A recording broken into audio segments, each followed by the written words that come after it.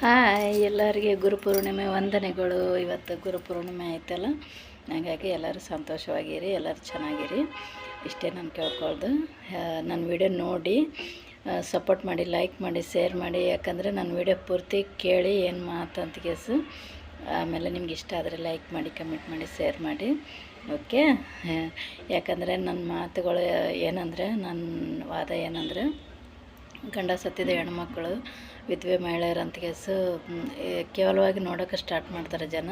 ಅಂಥ ಮಾತಿಗೆ ಯಾವತ್ತಿಗೂ ತಲೆ ಕೆಡಿಸ್ಕೊಳಕ್ಕೆ ಹೋಗಬೇಡಿ. ಯಾಕಂದರೆ ನಾವು ಹೆಂಗಿದ್ರೂ ಒಂದು ಮಾತು ಬಂದೇ ಬರುತ್ತೆ.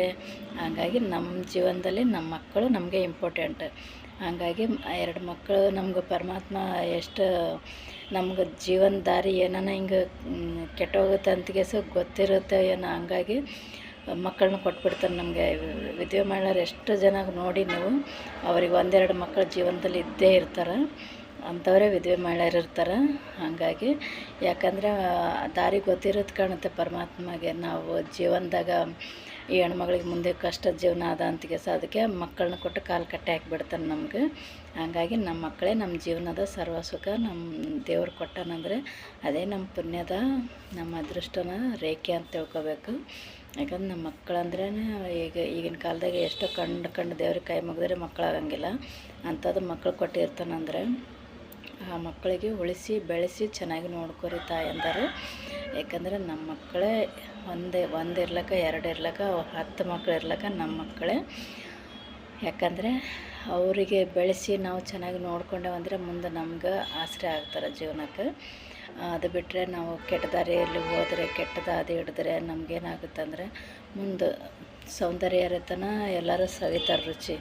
ಸೌಂದರ್ಯ ಮುಗೀತಂದರೆ ಕಲಾಸ್ ಆಯ್ತು.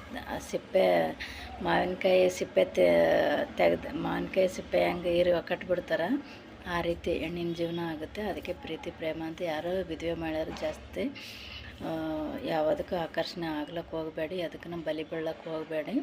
ಯಾಕಂದರೆ ಆಸೆ ತೋರಿಸೋ ಗಣಸ ಮಗನೇ ಆಸೆ ತೋರಿಸ್ತಾನೆ ಹೆಣ್ಮಕ್ಳಿಗೆ. ಯಾಕಂದರೆ ಆಕೆಗೆ ಎಳ್ಕೊಳ್ಳೋ ಪೂರ್ತಿಗೆ ದಾರಿಗೆ ತನ್ನ ಲೆವೆಲಿಗೆ ಎಳ್ಕೊಳ್ಳೋ ಪೂರ್ತಿಗೆ ಆಸೆ ತೋರಿಸ್ತಾನೆ. ಆಯ್ತು, ಆ ಪಟ್ರಿಗೆ ಬಿದ್ದೇವಂದ್ರೆ ಆಯ್ತು, ಮುಗೀತು ಅವ್ನ ಕೆಲಸ. ಆಯ್ತು, ನನ್ನ ಬಲಿಗೆ ಬಂದುಬಿಟ್ಟಳು, ಮುಗೀತು ನನ್ನ ಕೆಲಸ, ಈಗ ಆಯ್ತು, ನಾ ಹೇಳ್ದಂಗೆ ಕೇಳ್ಕೊಂಡು ಬಿದ್ದಿರ್ತಾಳೆ ಅನ್ನೋದು ಒಂದೇ ಭಾವನೆ ಮೂಡಿರುತ್ತೆ ಕೆಲವು ಗಣಸ ಮಕ್ಕಳಿಗೆ. ಯಾರು ಕೋಪ ಮಾಡ್ಕೋಬೇಡಿ. ಯಾಕಂದರೆ ಜೀವನದ ಹೆಣ್ಮಕ್ಳ ಜೀವನ ನೋಡಿದನ್ನು ನಾನು ಕಣ್ಣಾರ ಕಂಡಿದ್ದು ನಾನು ಹೇಳ್ತಾ ಇದ್ದೀನಿ. ಇಂಥದ್ದು ಸಿಚುವೇಶನ್ ಹಳ್ಳಿಯಲ್ಲಿ ಭಾಳ ನಡೀತಿರುತ್ತೆ. ಸಿಟಿಯಲ್ಲಿ ಏನೋ ಸ್ವಲ್ಪ ಓದಿ ಎಜುಕೇಟೆಡ್ ಇದ್ದವರಿಗೆ ಸ್ವಲ್ಪ ಅರ್ಥ ಆಗುತ್ತೆ ಏನೋ.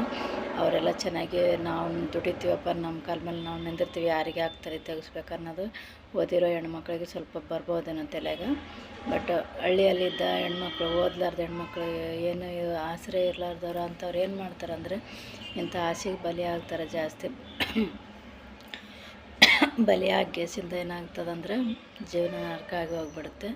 ಈ ಕಡೆ ಮಕ್ಕಳಿಗಿನ ನೆಮ್ಮದಿಯಾಗಿ ಸಾಕ್ಬೇಕಂದ್ರೂ ಆಗಲ್ಲ, ಈ ಕಡೆ ಬಿಟ್ಟೋಗಿರೋದು ನರಕ ಅನುಭವಿಸ್ಲಿಕ್ಕೂ ಆಗಲ್ಲ. ಹಂಗೆ ಎರಡರ ಮಧ್ಯೆ ಹೆಣ್ಮಗಳ ಜೀವನ ಇದು ಮಾಡಿಗೇಸಿ ನರಕ ವೇದನೆ. ನರಕ ಅಂದರೆ ಎಲ್ಲೋ ನರಕ ಅದ ಅಂತ ಹೇಳ್ತಾರಲ್ಲ, ಎಲ್ಲಿ ಇಲ್ಲ ನರಕ, ಇಲ್ಲೇ ಇದೆ ಭೂಮಿ ಮೇಲೆ. ನರಕ ನೋಡೋದು, ನರಕ ತೋರಿಸೋದು ಎಲ್ಲ ಇಲ್ಲೇ ಇದೆ.